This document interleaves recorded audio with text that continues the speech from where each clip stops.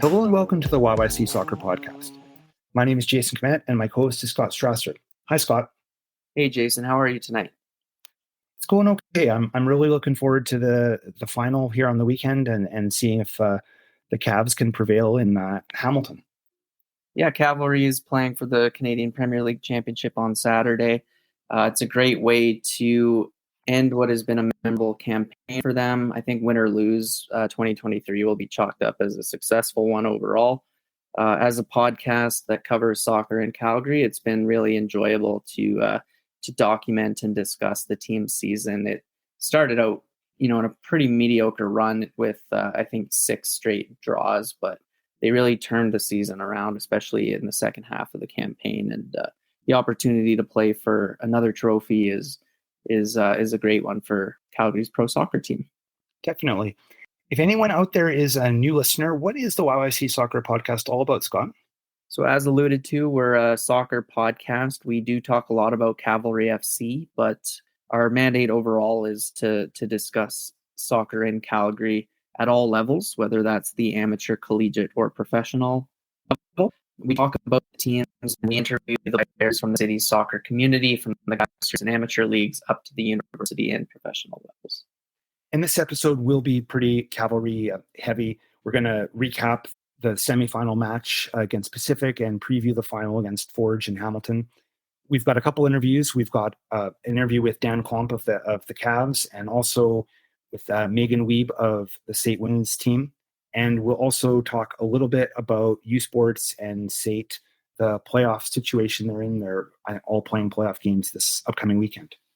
Yeah, this is another 2-interview episode for us. Our interview prospects have really been piling up lately. There's a lot of people we look to chat with, and we've been reaching out. We've had a lot of success. We also have an interview in the can for a future episode with Tommy Wielden Sr., who was recently back in Calgary for a visit.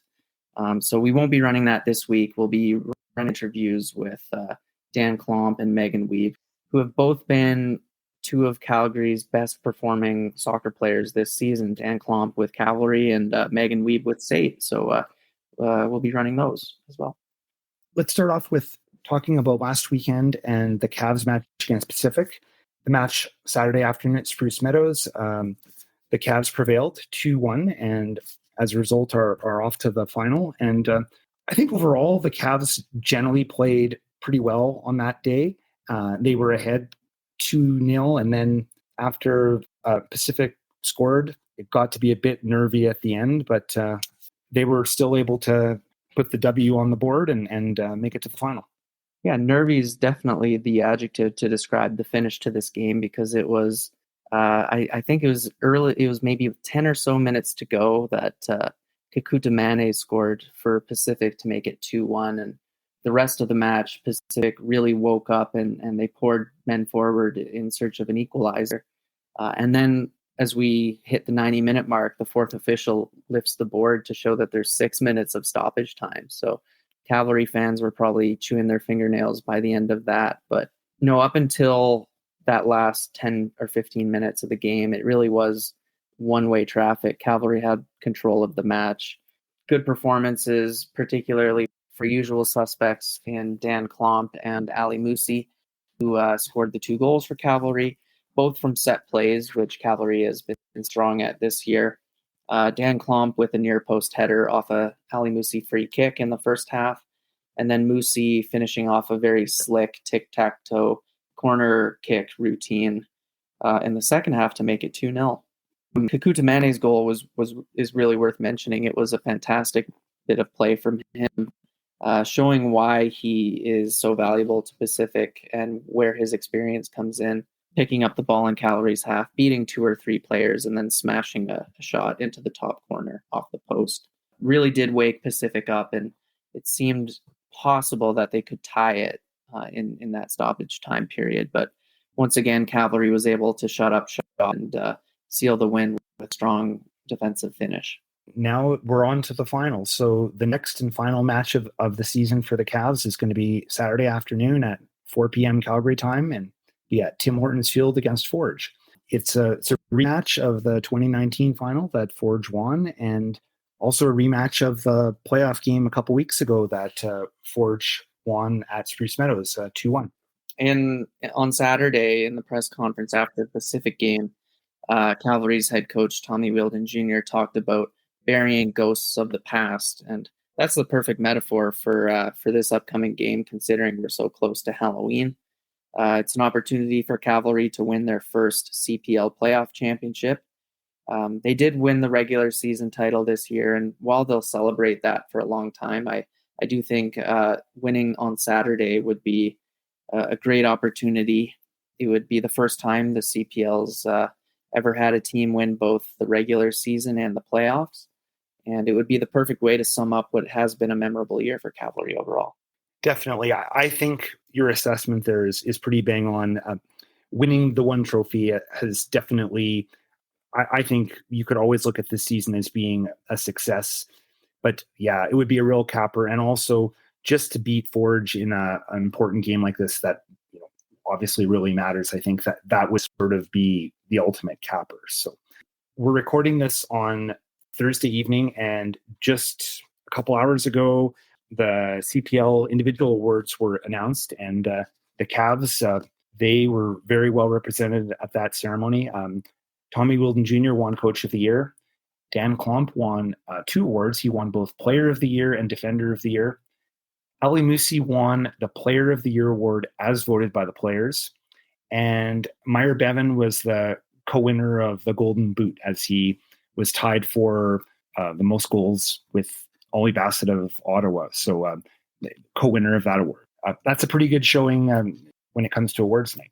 Absolutely. It wasn't a sweep by Cavalry. I know they didn't pick up the awards in the U21 player category or in the best goalkeeper category, but overall, I mean, 4 individual awards shows that Cavalry has had quite the year, and I think well-deserved awards too, especially these 3 players. Daan Klomp has really been the heart of Cavalry's defense. If you look at their performances, especially in the second half of the season, defense has really been their strong point. So his leadership in the back 3 or back 4 has played a big part in that. Ali Musi, especially in the first half of the season, I really felt he was Cavalry's best player, but he's shown more consistency this year than he has in previous seasons. He's always been capable of those moments of magic. They've just been coming more and more often this year. So I was happy to see him win Player's Choice. And then Meaghan Wiebe, kind of similar to Musi, had a great first half of the season and scored enough goals in the first half that even though he didn't have the same kind of production in the last maybe dozen games of the season, he still managed to share that Golden Boot award with all these. Yeah, it was a good night at the award ceremony for sure for the Cavs.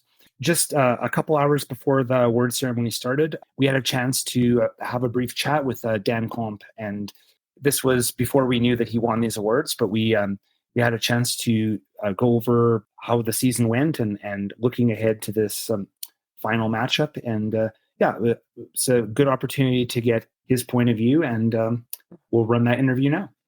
I'd like to welcome Daan Klomp to the podcast. Dan has had a fantastic year with the Cavs this year, and we're chatting here a couple days before the championship match. Welcome to the podcast, Dan. Thank you so much. It is championship week, so is there anything that you specifically do differently for prepare yourself for a hyped up championship match as opposed to, say, a typical regular season match? Nah, not really. Like, we know the stakes are higher in this game, but we really try to keep our same routines and like keep doing the same things that we do every week, because that's basically what made us that successful this year, and we don't want to stray away from that. Can you talk a little bit about what you expect the conditions to be like in Hamilton? It is different than Spruce Meadows. It's got turf. Yeah. It's known to be quite windy. What do you expect?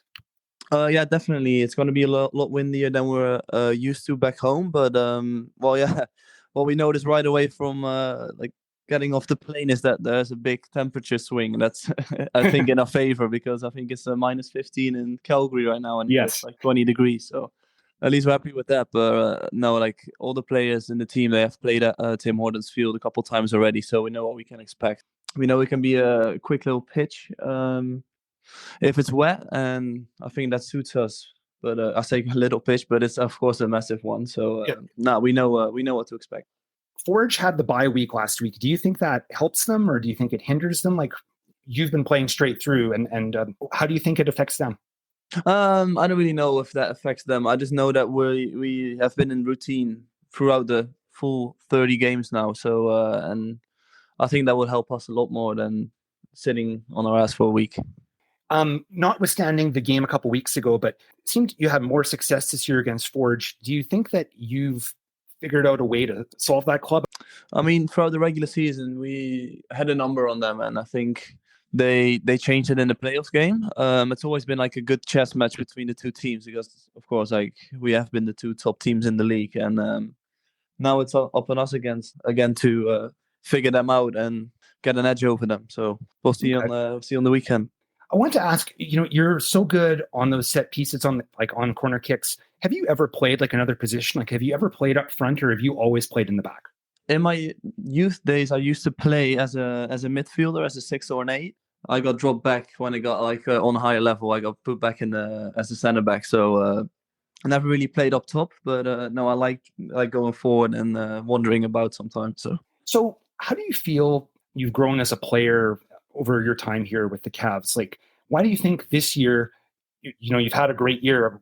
Is there something specific that you feel has led to you having such a great year personally this year? Well, the biggest thing that changed this year is that in my position.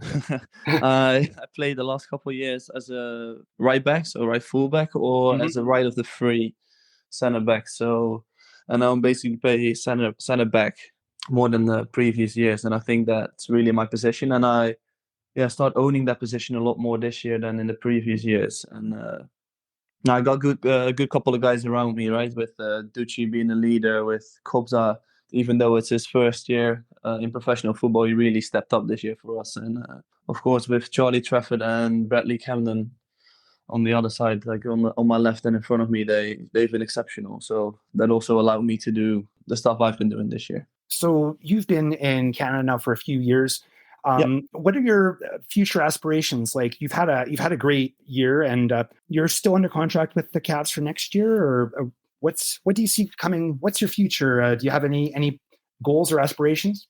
Ever since I came to Canada, I had the goal to one day go to the MLS, and that hasn't changed. So those are still my goals and aspirations, to go to the MLS. And I do still have an option for next year, and we'll see what happens. It's always in football, it's always an uncertain thing, the future. So it's hard to predict everything. For sure. And I had one more. This is not really count. Well, thanks for your time. I really appreciate it. And best of luck on the weekend, and all the best in the future. Thank you so much. Okay, thank you. Okay, thanks to Daan Klomp for taking the time to do the interview. I know it's a busy week right now with the finals going on. I want to give an extra special shout out to Hannah Wellham. She is the media coordinator for the Cavs. She's been really great all season, but I just wanted to mention I really extra appreciate her efforts to get Dan and interview today for the podcast during this busy week. And she's been really great all season, but I was very impressed and very grateful that you could put this all together for us. Yeah, absolutely. She definitely deserves a shout out, because I can't imagine it's easy to be a media coordinator for a professional sports team. She fields a lot of requests from the media throughout the year and in the lead up to home games, and she's very busy. If you see her during home games, she's always on her feet heading somewhere. I think she usually has like a walkie-talkie, and she just has a lot to do. So kudos to Hannah for always being responsive and communicative and accommodating when we come to her with these kind of requests. So thanks a lot. Definitely. Let's move on to U Sports, and we'll talk about U Sports men's to start with, and we'll go with Mount Royal first. The final match of the regular season was last weekend, and it was the Crowchild Classic, where Mount Royal faced the Dinos, and Mount Royal prevailed 2-0, and they ended up, as a result, in first place in the Prairie Division. They're ranked nationally 5th overall, which is the same place they were last week. And now they're heading into the playoffs. And on Saturday at 1 p.m., they're playing Thompson Rivers University at Mount Royal. They've got a home playoff date this weekend, and they seem to be going in on a pretty good roll. Yeah, MRU's been very strong all season, and I can't say I was too surprised to see that they won the Crowchild Classic. That means that they swept that crosstown rivalry series this year as they beat the Dinos at the UFC way back in, I want to say, September. But it looks like it was a decent game overall. Their 2 goals came early into the second half, very close to each other. So for most of the match, these 2 teams were pretty even, Steven. But for the Dinos, I know losing that match means that they finish the regular season 4th in the Prairie Division, which means they will have a very tough playoff match tonight, this being Friday night when this episode is released, against UBC in Vancouver. So couldn't really ask for a tougher way to start off the postseason. Definitely. That's going to be a challenging one. But after these matches happen, after Mount Royal plays their match and Dallas play their match, and there's a couple other matches happening, the winner of UBC Dinos will face the winner of Trinity Western against Alberta, and that will be in Vancouver on Saturday night. So it's possible the Dinos could play on Saturday. The winner of the Mount Royal Thompson Rivers game will play the winner of Lethbridge versus Victoria, and that match will be at Mount Royal on Sunday. So there will be another match of men's U Sports Soccer Sunday afternoon at Mount Royal. There's a good chance it could be Mount Royal in it, but actually it's possible it could be a neutral site game. Yeah, that's an interesting way to format the playoffs. But it is good because if you can't make the Saturday game because you want to watch the CPL final, even though they're not at the same time, you could catch the Sunday match. Exactly. So for U Sports Women's, the Dinos, they did not play last weekend, and now it's time for them to go to Vancouver, and they're going to face number 6 ranked Trinity Western on Friday night. Yeah, it's they dropped out of the top 10 this week. Yeah, so as a result of that, third place finish, the Dinos will take on a very strong Trinity Western side this evening. But should be a really good game overall if you look at the fact these are 2 teams that are arguably among Canada's 10 best university women's teams. So let's move on to the college ranks, and we'll start with SAIT women's program. They played their last match of the regular season last weekend against Medicine Hat, and they won. Their record ended up being 11-1, and crazily enough, when it comes right down to it, 11-1 is still only good enough for second place in the South Division. Lethbridge, I think, was technically ahead of them in the placements, even though they had the same amount of points. But either way, both those teams are off to Edmonton, and actually they're already there. They'll be off for the playoff tournament, and they're currently ranked 14th nationally. They were 13th this past week. Yeah, it was very strange to see that SAIT finished behind Lethbridge College in the standings because you're right, they had the same 11-1 record.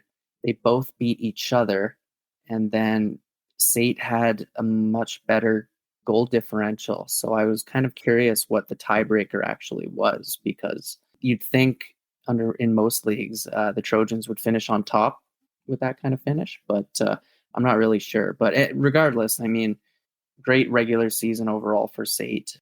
As we will get into shortly, they've already begun their playoffs. Mm-hmm. I think now would be a good time to talk about our second guest this week. Scott, why don't you take it away and talk a little bit more about our guest this week? Yeah, so I did mention her last week in the episode we did, but Meaghan Wiebe, who's a striker for the Trojans, set a single season scoring record for SAIT this year. She got 17 goals in 11 games. She's a third-year striker with the team, so this is her last campaign with SAIT, and she's been dominant overall, and it was nice to talk with her. Her story is a little bit different than some of the other players we've had on the podcast in that she's not actually eyeing like a possible pro career after she finishes college. She'll be wrapping up her program at SAIT this December, and she's keen to get started in her full-time career after that. She kind of sees soccer more as a hobby, but that just makes her accolades this season all the more impressive. Right before we started to record, I went on the ACAC website and saw that she was named the ACAC's best player of the season in the South Division. So not only did she pick up an individual accolade for SAIT, but also for the league as a whole. So let's run that interview now. I'd like to welcome Meaghan Wiebe to the podcast this week. Meghan is a third-year striker for the SAIT Trojans women's team and actually set a single-season scoring record for the team this year with 17 goals. Meghan, thanks for coming on the podcast. Thanks for having me. So I understand you are a Calgary native, right? You've lived in Calgary your whole life, more or less? Yeah, born and raised, and I've always lived here. Okay, nice. And you obviously played soccer growing up. Can you talk a little bit about your background in the sport and which clubs you were associated with? Yeah, I kind of started soccer maybe a little bit later than most people. I started around U12, U14, and I had played for NSD before the club had kind of shut down. And at that point, I went to Southwest United. Okay, what sports or what activities did you do before taking up soccer? A lot of dance, gymnastics, did some singing and piano, the typical kind of extracurriculars. And then for my high school, I'd also played basketball and ran cross country and track. Okay, what high school did you attend? I went to St. Gabriel the Archangel out in Chestermere. Chestermere. Okay, I'm familiar with it. Nice. I know from, I've covered sports in the past for newspapers in smaller cities and things like that. And I've noticed that people who did gymnastics growing up tend to be great overall athletes. Do you feel like your participation in gymnastics may have played a factor in being good at soccer later on? Absolutely. I think that the overall physical development that it provides is essential to a lot of the skills that you take going forward into other sports. Okay. And do you remember what got you into soccer? Like what motivated you to take it up fairly late compared to other kids?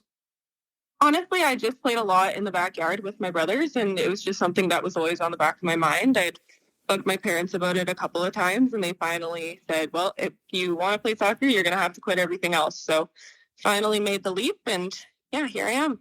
Yeah, it can definitely be a sport that requires a lot of time, commitment, and dedication, especially if you're playing at a pretty high level, which I believe you were, right? Like you were playing tier 1 with those clubs you mentioned?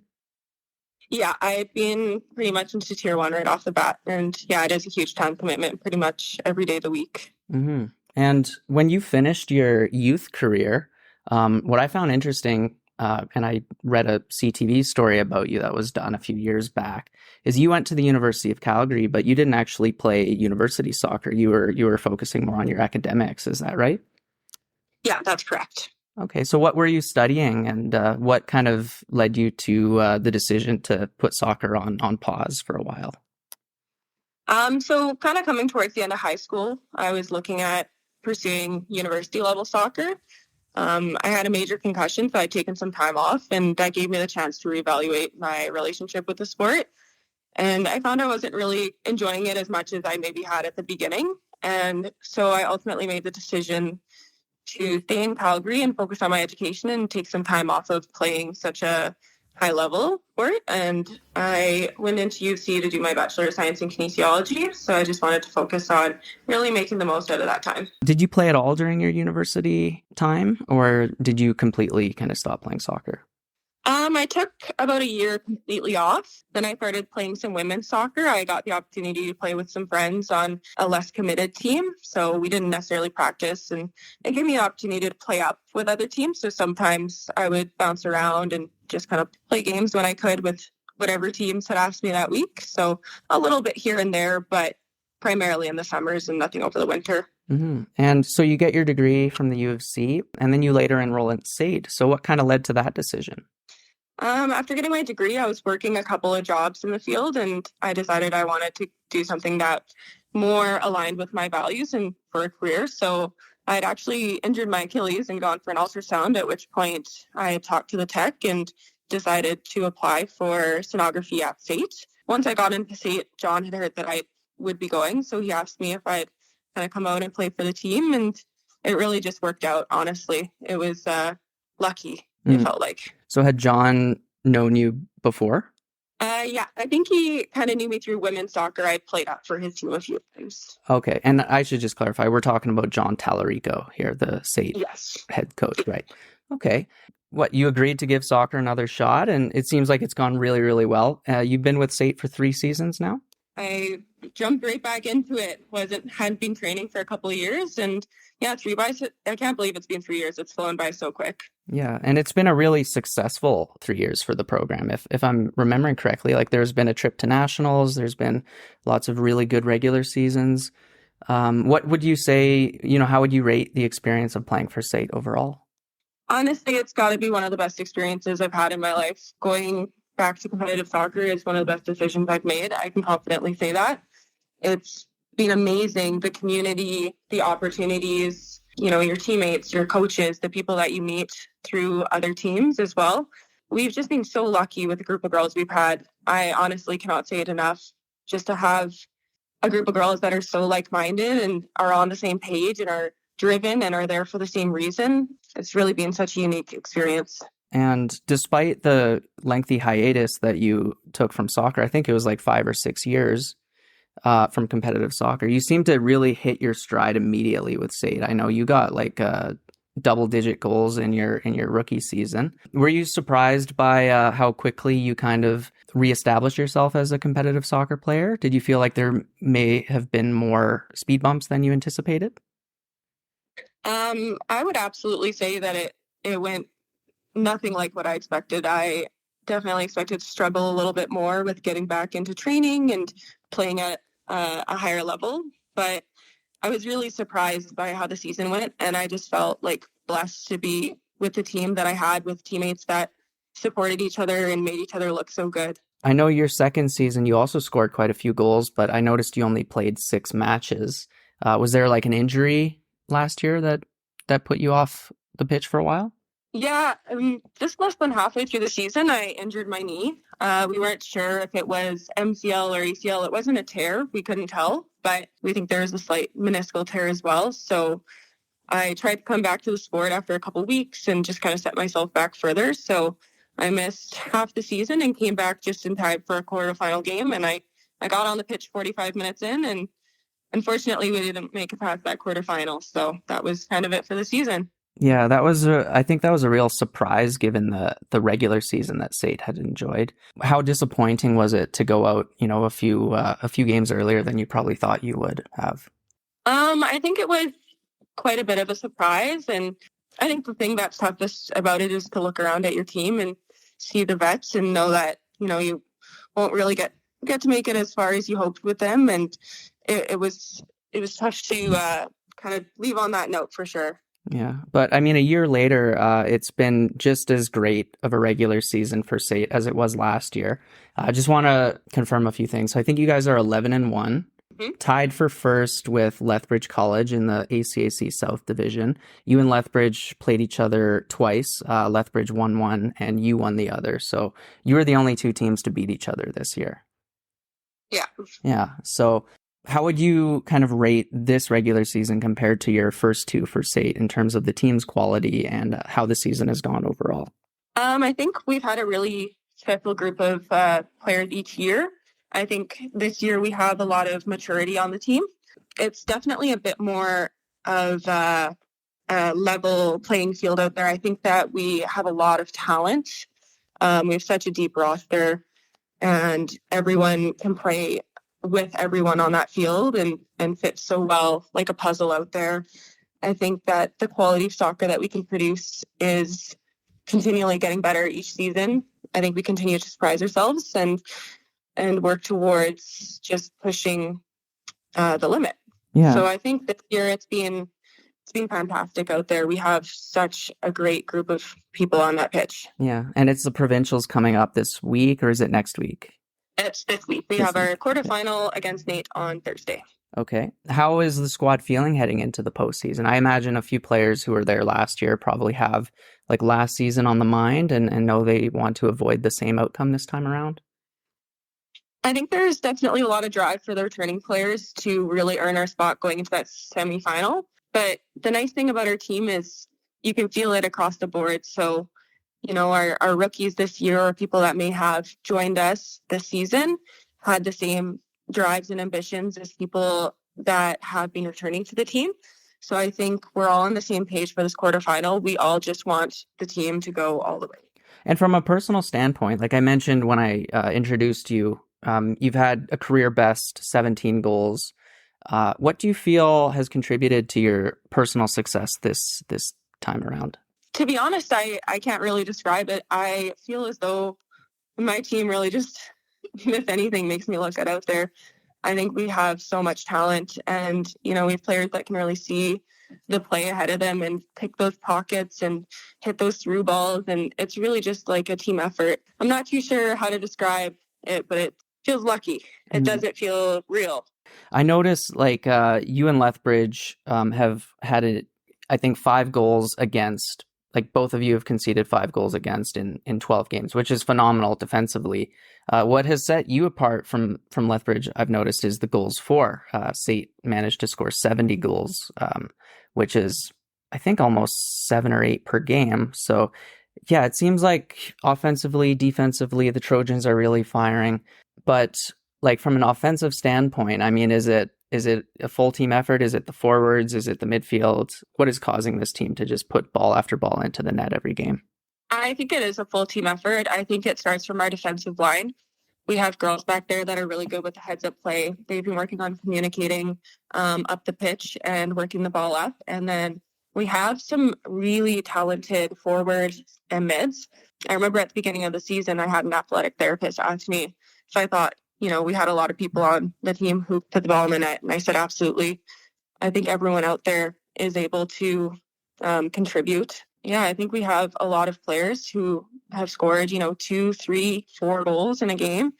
I think we just are really good with pushing offensively in that attacking third. Well, I think the last question I want to ask you, Meaghan, is about your personal ambitions, both on and off the pitch. You mentioned that you're in the sonography program at SAIT. Can you talk a little bit about like the academic side of it for you? But as a 2-part question, would you also mind kind of talking about if you intend to keep playing competitively after college, and what you kind of see your future in soccer being?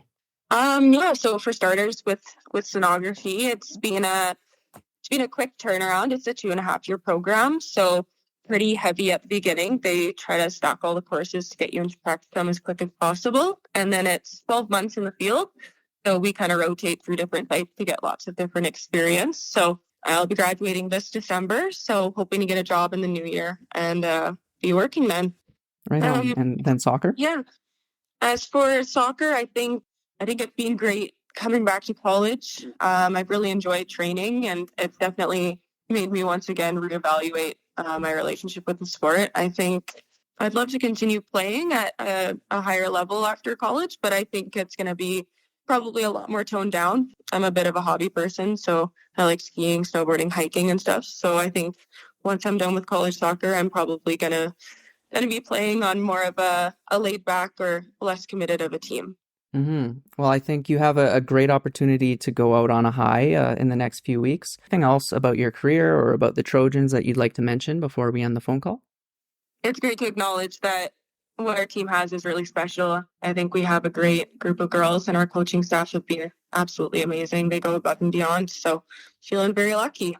Absolutely. Well, I think you guys are having a phenomenal season. I'm excited to see how it wraps up in the coming weeks. Best of luck against Nate in the quarterfinal this week, and thanks again for coming on the podcast. Great. Thanks for having me. We'll do it. Thank you very much to Meaghan Wiebe for doing that interview with us. And that interview was recorded earlier in the week, and now we actually have an update of what's been happening in the championship tournament. So let's talk about their first match for SAIT. They played earlier today. We're recording on Thursday, so and they beat Nate 3-1. And Meaghan Wiebe did score one of those 3 goals. And their next match is Friday morning against Concordia, and then later in the weekend, the final will have the winner of that match against the winner of Lethbridge versus Keano. So I know that I'm predicting a SAIT Lethbridge final, which would be very interesting given that they finished first and second in the division and both beat each other in their 2 games this season. But no, I imagine Concordia and Keano will have something to say about that, and they'll be hoping to be in the final instead. And let's move over to the men's side of things. And they played their last match of the season against Medicine Hat and won last weekend. And they ended up with a 9-1 record, which was good enough for first place in the South. And they are also off to the playoff tournament in Edmonton. They have not played yet. Their first match is going to be on Friday, and they're going to play the winner of Nate versus Lethbridge, which probably has already been played at this point.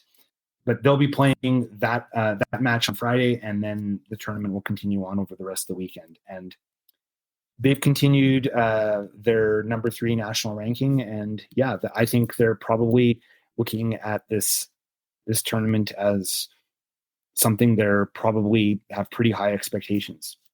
Yeah, I imagine SAIT is going to be the favorites, but we also want to mention Ambrose. They finished the season with a 2-7-1 record, which is their best record ever. And I know you've done some digging on that team, and this year they recorded their first win since 2019, and then they followed it up with another win. So kudos to Ambrose for growing that program. Yeah, they've made a little bit of progress, and I think when I looked back, and I think they won 1 game previously. That's the most they ever won in a season. So trending in the right direction for sure.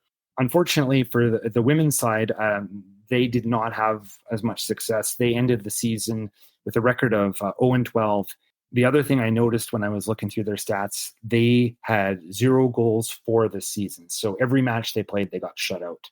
Last year, they were also winless, but they did score 2 goals over the course of the year. And this team, the program in general, their last win was in 2018. So it's been tough to be a fan of the Ambrose women's program. I know they had a bunch of first-year players. Maybe they've got a rebuild in progress there. But yeah, that's a tough season. I think it'd be pretty discouraging to not score a goal all year.